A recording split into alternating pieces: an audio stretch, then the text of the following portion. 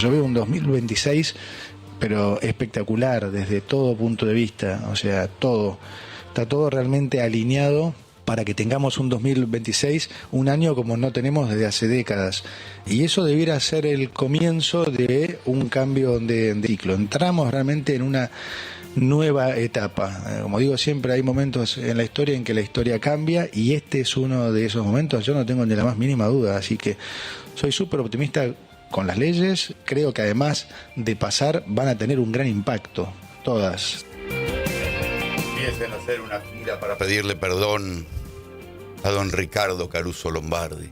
Si alguna vez lo acusaron de vendedor de humo a Caruso Lombardi, a mi amigo Caruso Lombardi, vayan a pedirle perdón, porque el cetro, el estigma se lo va a quedar el ministro de Economía, Toto Caputo, porque ¿cuántas veces dijo que este era el momento definitivo? Hay que agregar a Milei, ¿no? Porque en el podio también hay que poner al presidente Javier Milei, que varias veces dijo que la inflación era definitivamente un dato del pasado, que estaba pulverizada, que se acababa. Es más, hubo, acuérdense, conferencias de prensa de quien era el vocero y ahora es el jefe de gabinete, Manuel Adorni, diciendo que ya todos los factores que tenían que ver con la inflación estaban pulverizados, que la inflación se iba a acabar.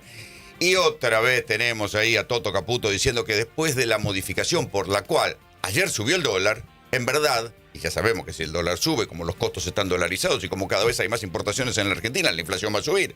Sin embargo, Caputo dijo que bueno, que no, que ahora venía un momento de prosperidad en la Argentina. Todo puede suceder, ¿no? Porque la verdad, este país es tan raro, y ahí cuando el plan económico de Milei estaba arrinconado y la población la estaba pasando mal, lo volvieron a votar y le dijeron siga, siga. Así que todo puede pasar en la Argentina, pero a la luz de las veces que Caputo cantó truco con un 4 y vino el Fondo Monetario, el Tesoro, y vinieron todos los que mandan verdaderamente en la economía argentina, le dijeron, no, señor, usted no puede hacer estas cosas, y lo obligaron a cambiar. Esta no es uno de esos momentos como para creerle ciegamente al ministro de Economía, que dice que viene un año económico de prosperidad y de cambio de la economía, en fin. Ya sabemos que es el modelo económico del gobierno de Milei Caputo, es un gobierno económico donde ganan mucho algunos sectores concentrados que no generan precisamente mucho trabajo y pierden sectores industriales. Es un cambio de matriz productiva bastante salvaje, que no está siendo, ¿cómo decirlo?, contenido ni orientado de ninguna manera, y que así va. Y en el medio va quedando gente, algunos van ganando, otros van perdiendo. Ahora bien, tanto optimismo de Caputo parece uno más de estas ventas de humo que a las que nos tiene acostumbrados el ministro de Economía. Va en el sentido de un cambio de diagnóstico y de un reseteo de lo que era o de lo que venía en términos de la cuestión original y de lo que venían diciendo tanto el presidente como su ministro. Entonces, el costo en credibilidad es muy grande. Es decir, a lo largo de estos 2 años, la palabra del equipo económico se ha devaluado más que el dólar. ¿Esto quién lo dice? Lo dice Carlos Melconian. Carlos Melconian era el economista de cabecera de Patricia Bullrich. Yo sé que no es precisamente un señor que encarne el riesgo cuca o las ideas heterodoxas, era un hombre de referencia de Mauricio Macri. Y lo que dice Carlos Melconian es algo parecido a lo que yo les estaba diciendo de un modo más coloquial. Así como yo le decía que Caputo ha vendido humo, y después las cosas que decía las ha olvidado con la lógica de Twitter, ¿no? Que uno saca el Twitter y acá no ha pasado nada. Bueno, acá pasó lo mismo. Hubo un cambio en el esquema bancario, cambiario, que hasta la semana pasada Caputo y Milei decían que no iba a suceder, que no iban a comprar reservas, que, bueno, el Fondo Monetario, el Tesoro, le dijeron, señores, actualicen la banca. También se lo decía el banco JP Morgan, también se lo decía Domingo Cavallo. Muchachos, corran las bandas, suban las bandas, devalúen, hagan algo, porque así este esquema no se sostiene. Se van a seguir yendo los dólares, no va a haber reservas. El efecto, tal como se veía venir, que provocó este cambio en el esquema de bandas, fue el previsible. Ayer subió el dólar, no mucho, pero subió el dólar y bajó el riesgo país. Hay que ver por cuánto tiempo baja el riesgo país. Para el gobierno es una buena noticia que haya bajado el riesgo país. Para el común de la gente es una noticia, ¿cómo decirlo?, de esas a las que estamos acostumbrados en la Argentina, que haya subido el dólar. En cualquier caso, todo lo que venían diciendo hasta la semana pasada lo cambiaron porque quieren cambiar el esquema económico. Y ahí flota, para los que siguen atentamente la economía, un momento de la gestión de Mauricio Macri donde Marcos Peña, y estaba Federico Sturzenegger, que era el presidente del Banco Central, ¿y quién? Y Toto Caputo. Dieron una conferencia de prensa donde explicaron que hasta ahí habían llegado con el primer esquema económico del macrismo, y que a partir de ahí iban a relajar las metas inflacionarias. Algunos economistas ortodoxos dicen, bueno, ese es el comienzo del fin del gobierno de Macri, haber relajado las metas inflacionarias. El gobierno de Milei no lo va a admitir de esta manera, pero algunos dicen, ¿no será como aquel momento en que Sturzenegger, Caputo y Marcos Peña relajaron las metas inflacionarias y al cambiar las bandas, al permitir que el dólar suba y se indexe, no están generando también un relajamiento en las metas inflacionarias y esto puede volver a traer a la inflación por arriba de ese núcleo duro, más o menos, en el que está instalada hoy? El esquema de bandas se mantiene, ¿sí? El cambio es menor, pero es una mejora de lo que teníamos. No quiere decir que el ritmo de Kroll, o sea, el ritmo de ajuste del techo de devaluación va a subir. No quiere decir eso, quiere decir que va a ir acompañado con la inflación. Este mes puede ser más alto. En 9 meses la inflación empieza con 0, entonces el ritmo de Kroll va a ser menor. Bueno, ahí está la explicación de Caputo, del esquema de banda se mantiene. Sí, el esquema de banda se mantiene. Lo que pasa es que el ritmo de devaluación del peso argentino era del 1% mensual. Ahora va a ser el de la inflación. Y en una economía con costos dolarizados, cada vez que sube el dólar se tocan los costos. Un ejemplo, cada vez que sube el dólar tocan el precio de la nafta. Y eso pese a que el precio del barril del petróleo está bajando en todo el mundo. Siempre nos dicen lo mismo, no vamos a poner el precio de la nafta a precios internacionales y el precio del petróleo a precios internacionales, de modo tal que si baja el precio del petróleo en el mundo, acá debería bajar también, como sucede en Estados Unidos. Bueno, en Argentina creo que pasó a lo largo del año pasado una sola vez en campaña electoral y fue más un anuncio electoral que otra cosa, porque siempre en la Argentina las naftas terminan subiendo, aunque baje el precio del consumo del barril, porque cuando les conviene están dolarizadas, cuando no les conviene están indexadas por la lógica de la economía local, siempre terminan subiendo. Pero ese es un ejemplo de cómo, si sube el precio del dólar, va a subir el precio de los combustibles, y ya se sabe que los combustibles inciden en los costos de todo lo que circula por la Argentina. Entonces, esta idea de que no, que bueno, que cambiar el techo de las bandas y que la devaluación vaya al ritmo de la inflación no va a ser a su vez inflacionario en una economía dolarizada, es muy relativo y va a depender más bien, y este es el otro dato importante, de que siga, ¿cómo decirlo?, adelgazándose la actividad económica, que haya poca plata en la calle, no sea cosa que crezca la demanda, ¿sí? Cada vez que haya aumentos, si quieren seguir vendiendo, los comerciantes van a tener que ir absorbiendo esos aumentos y comiéndose su margen de rentabilidad hasta que en un momento no les sea más negocio seguir vendiendo. Es el abandono del ancla cambiaria como mecanismo para bajar la inflación. Yo quiero recordar que Milei, desde que asumió, usa al dólar, no financiado de manera genuina, sino a través de distintas formas de endeudamiento. La última fue con el gobierno de los Estados Unidos, como forma de que la inflación baje, lo cual va, permitirme decir, a contramano de su propia teoría. Él dice que la inflación tiene que ver con la emisión monetaria, pero usa el dólar, es decir, usa la cuestión externa para bajar la inflación. Y antes escuchamos el análisis de un ortodoxo, de Melconian, que no es precisamente un K. Ahora escuchamos el análisis de un economista acá, que es Julia Estrada, que además es supositoria de Unión por la Patria. Dice, bueno, la biblioteca del propio Milei, ¿sí?, dice que no había que utilizar al dólar como ancla inflacionario. Bueno, fue lo que hicieron, ahora lo están soltando. ¿Qué va a pasar con esto? Y va a depender de la actividad económica, pero en principio esto va a generar un traslado a precios por inflación. Este es el punto en el cual algunos dicen, bueno, en la necesidad de acumular reservas para pagar la deuda, el gobierno va a tener que aflojar la meta antiinflacionaria. ¿Qué les quiero decir? No es una catástrofe, pero sí es un ajuste en lo que el propio gobierno venía diciendo. Puede que las importaciones sean más caras, esto va a impactar en la inflación. Al subir el dólar, las importaciones se van a poner más caras. Algunos costos se van a poner más caros. Esto varía en la inflación. Y si la inflación después, 2 meses más tarde, indexa al dólar, esto se puede convertir en no en una espiral de una bola de nieve inmanejable, pero sí en una curva creciente.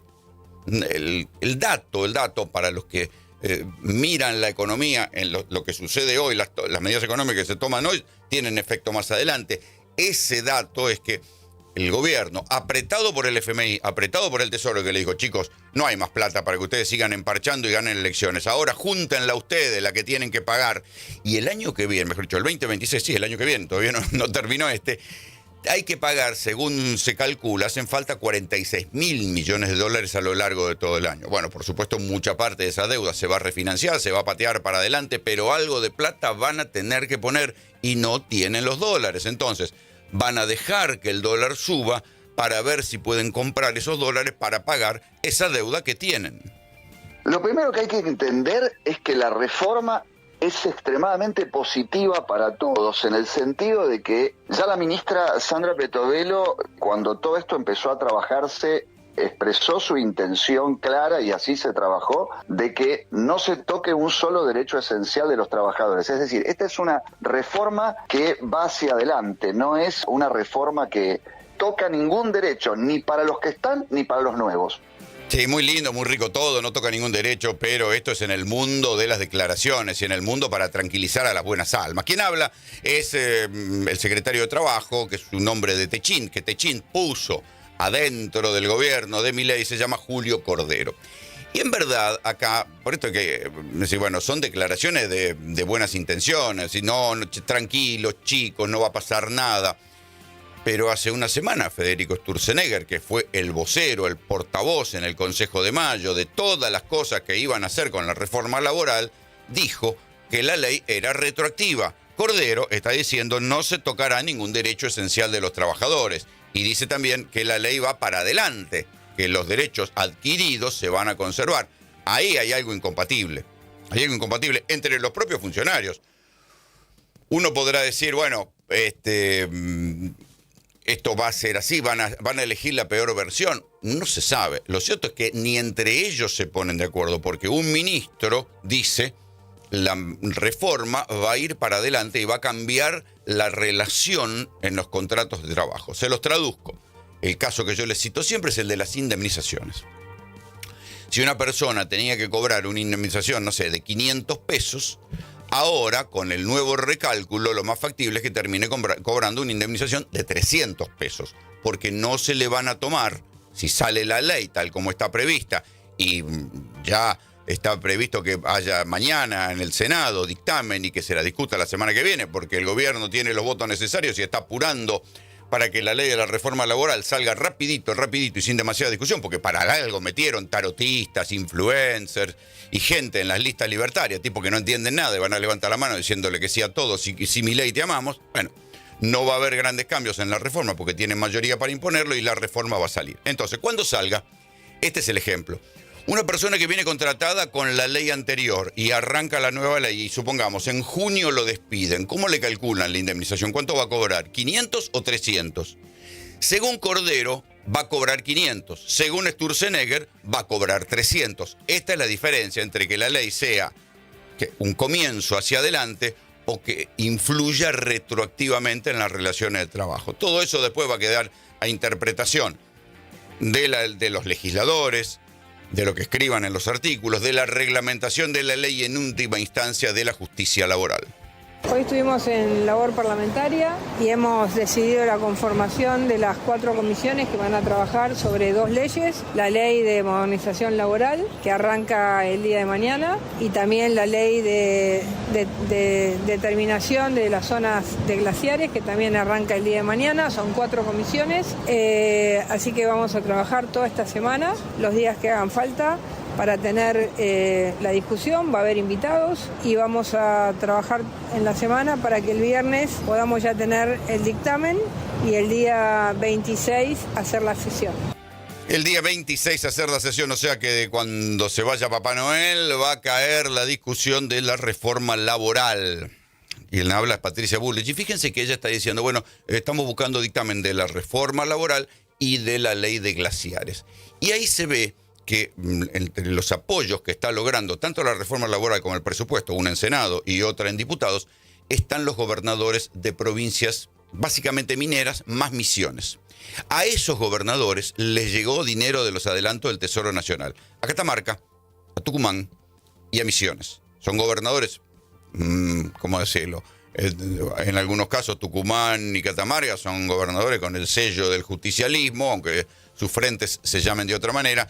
En Misiones también está el justicialismo, o estaba el justicialismo, en una alianza con lo que alguna vez fue la Unión Cívica Radical, en esa coalición que gobierna Misiones desde hace muchos años.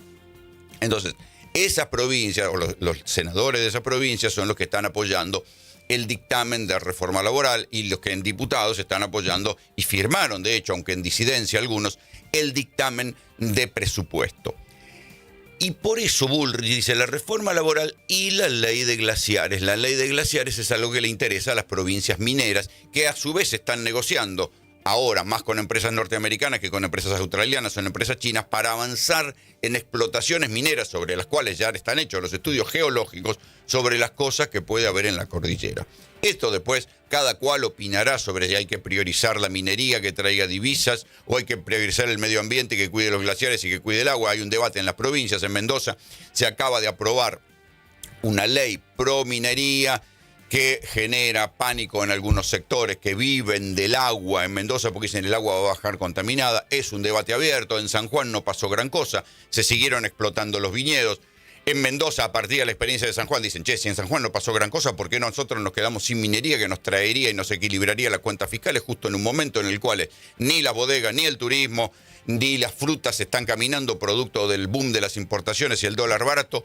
Este es el debate y por eso las provincias mineras se acercaron al gobierno porque combinaron lo útil y lo agradable. Van a conseguir ley de glaciares, modificación de ley de glaciares para poder exportar minería más arriba en la montaña y también están logrando algunos adelantos del Tesoro Nacional, o sea, plata fresca para cubrir sus propios baches. Nosotros tenemos la atención de algunos gobernadores que están cercanos al peronista y otros que son de Provincias Unidas, por ejemplo, con los que nos hemos reunido, pero también con aquellos otros partidos provinciales en los que la primera tarea que tenemos para hacer es convencer a los senadores y a las senadoras que están más allá de los 28 que tiene Unión por la Patria, de que en primer lugar no se trate esto a libro cerrado, que es la primera estrategia que quiere el gobierno. Ese es Jorge Sola, uno de los cosecretarios de la CGT, dice: nuestro primer paso es que no se trate todo a libro cerrado, o sea que los tarotistas influencers y los amiguísimos, incluso hay un caso de que entró, creo que en Córdoba, una secretaria de un diputado, estos personajes que integraron las listas y que con los cuales le ganaron, incluso han ganado en provincia, no ganaron por su carisma, ganaron porque iba la foto de Milei y la gente decidió apoyar a Milei. Bueno, todos estos personajes no van a discutir la reforma laboral, no es que le van a aportar cambios porque tienen ideas propias. No las tienen, no las van a aportar, van a levantar la manito y van a decir que sí a todo. Entonces se espera que haya en algún punto alguna discusión de puntos en particular y por eso la CGT dice, bueno, lo primero que nos gustaría lograr es que no se trate a libro cerrado. Con lo cual se ve una cierta resignación también. Ya fíjense que la CGT no dice, bueno, confiamos en que se vaya a rechazar la reforma laboral. Saben que la reforma laboral va a pasar. ¿Por qué? Porque en senadores, si se suman los senadores libertarios, más los del PRO, más los aliados, más los provinciales, a los peronistas, a los que les están dando plata de ATN y algunos más que puedan aparecer, si le tiran unos mangos, van a terminar votando la reforma laboral. Y en diputados, lo mismo. Si se suman los 90 diputados de la Libertad Avanza, más los del PRO, más los radicales con peluca, más algunos provinciales, la reforma laboral también sale. A lo que aspiran, pareciera la CGT, modestamente, es a lograr que algunos artículos en particular de esa mega reforma vayan cayendo y no se ejecuten. Han cambiado mucho la pretensión. Ya ni siquiera esperan que se pueda rechazar la reforma laboral. Saben qué va a pasar y lo que quieren es que algunos puntos graves sean rechazados. ¿Sí? Hay otros. Las provincias, a su vez, a las provincias que necesitan plata, quieren que otros puntos de la reforma laboral sean rechazados. ¿Por qué? Porque van al recorte de la plata que después se tienen que distribuir en las provincias. Hay dinero que iba a la ANSES, hay dinero de diferentes cosas, diferentes impuestos y fondos que el gobierno está cortando que tenían que ir a las provincias. Y además en la ley de presupuesto hay otra cuestión, y es que el gobierno quiere dar por abolidas las leyes de financiamiento universitario y emergencia pediátrica, o sea, la ley de las universidades y la ley del Garraham, para el Garraham, y también la ley de emergencia en discapacidad, las quiere dar por abolidas y ganar la partida que perdió el año pasado cuando no pudo imponer el veto a las leyes. Lo que se pretende es romper todo y pensar que podemos pasar a ser Suiza con un botón electoral que gana Milei y estamos en el mejor de los mundos. Y hay que reconocer que hemos descuidado 40 años el avance del Estado, que ahora es una especie de hiedra venenosa que está en el cuello de todo el sector privado, y hay que soportar también esa responsabilidad que tiene el Estado, y no hay recursos, entonces no hay plata, es así. Entonces, ¿cuál es la mejor forma de recuperar esto lo antes posible? Volver al trabajo, el ahorro y la inversión lo más rápido posible. Por eso todo lo que es vinculado no solamente al presupuesto, sino las sesiones extraordinarias, es poder hacer atractivas las inversiones, que es lo único que mejora los salarios en términos reales y hace también que el mercado laboral reaccione positivamente y pueda tener también una correspondencia en todo lo demás. Sí, muy rico todo, pero esto no sucede. Quien habla es Alberto Venegas Lynch, es el que reemplazó al amigo del narco Fred Machado, que era José Luis Espert, que era el que presidía la ley de presupuesto y Hacienda, la Comisión de Presupuesto y Hacienda, donde está ahora Venegas Lynch. En el relato de Venegas Lynch dice que el Estado es una hiedra venenosa que le quita rentabilidad a los pobres empresarios. La verdad es que después de 2 años de gestión de Milei, lo que se ha comprobado es que la inversión extranjera directa cayó como nunca antes en la Argentina. O sea que los que tenían que venir a poner plata en este señor que era tan market friendly, no la ponen. La inversión cayó, no solo la extranjera, sino también la local. Los sectores que tenían que generar trabajo, los grandes ganadores hasta ahora del modelo Milei, la minería, el agro, el petróleo, la energía, despidieron gente. O sea, tienen más rentabilidad, pero despidiendo gente, no generan trabajo. Entonces hay algo del relato encarnado en Venegas Lynch que no está funcionando. 2 años después, este relato no funciona. O en todo caso, funciona si vuelven a poner la zanahoria del sacrificio. Hay que sacrificarse ahora porque después va a venir el futuro venturoso. Hay que despedir a la gente para que la gente sin trabajo después se acomode en otros lados y ahí comenzará el futuro venturoso. Es un relato, hasta ahora, de todo lo que venían prometiendo en este relato por el cual el Estado era el que oprimía a los empresarios, no. El Estado se achicó drásticamente, con despido, con recorte, con todo lo que ya conocemos, con quitarle la plata a los discapacitados. El Estado se achicó drásticamente. Sin embargo, lo que hubo son 20.000 empresas cerradas, 300.000 trabajadores en la calle, inversión extranjera directa que baja porque las empresas extranjeras se rajan de este país donde no es negocio hacer casi nada. Lo que están aprovechando es la nueva mayoría que generaron a partir de las elecciones para avanzar en contra de la derogación. Eso que más que ver con lo presupuestario, creo que tiene que ver con un planteo político de decir, che, esto que me votaste ahora que tengo nuevos aliados, que gané las elecciones, te lo derogo. Creo que tiene que ver más con esa cuestión de generar esa fortaleza de lo político, del oficialismo, que tiene que ver con el tema presupuestario, ¿no? Decir, ahora que yo tengo mi mayoría y gané las elecciones, te derogo lo que me votaste.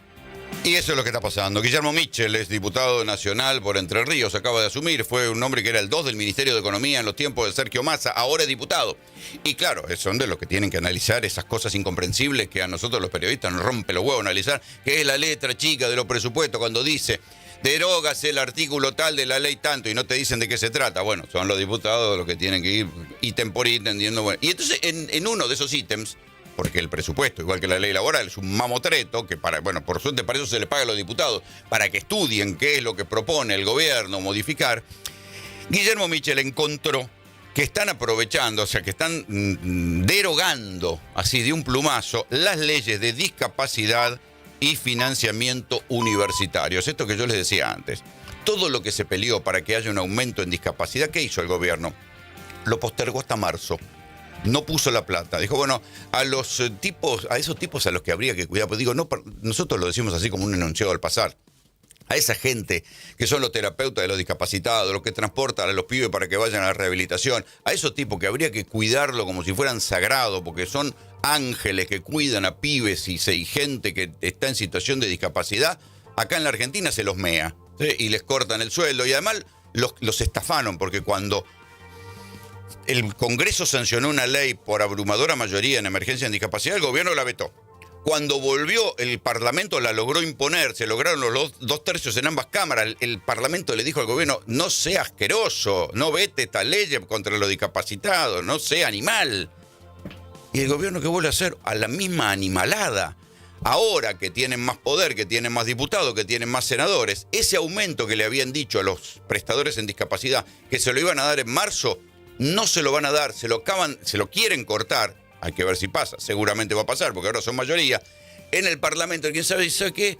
Todo esto que ustedes querían hacer nos pone en peligro el déficit fiscal. Nosotros preferimos perder plata adelantando la liquidación de los ruralistas. Preferimos perder plata del presupuesto pagando más deuda, pero nunca darle plata a los que atienden a los discapacitados ni aumentar las pensiones. Todo eso no lo vamos a hacer.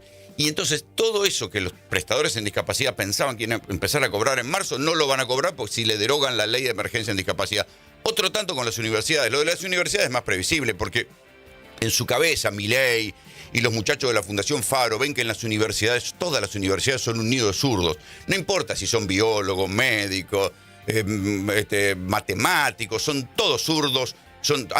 Tienen que cagarse de hambre, tienen que morirse, tienen que ir a trabajar de Uber, tienen que dejar esas pelotudeces de la ciencia, tienen que salirse de ahí y les siguen cortando la plata, con lo cual la ley de financiamiento universitario, que también la había resistido el Parlamento con los 2/3 de los votos, también propone el gobierno ahora que sean derogadas. Entonces, este es el punto donde uno dice, che, acá hay otra cosa, porque eso no es solamente la plata, es una cuestión ideológica y de poder y de crueldad, de ir contra los sectores que en su cabezota, digamos, considera que son peligrosos. Los universitarios, porque lo que considera que todas las universidades públicas son un nido de generación de zurdos estrambóticos. Y en el caso de los discapacitados no se entiende. Francamente no se entiende, o si se entiende, yo no me animo a decirlo porque es de una crueldad pocas veces vista en la Argentina.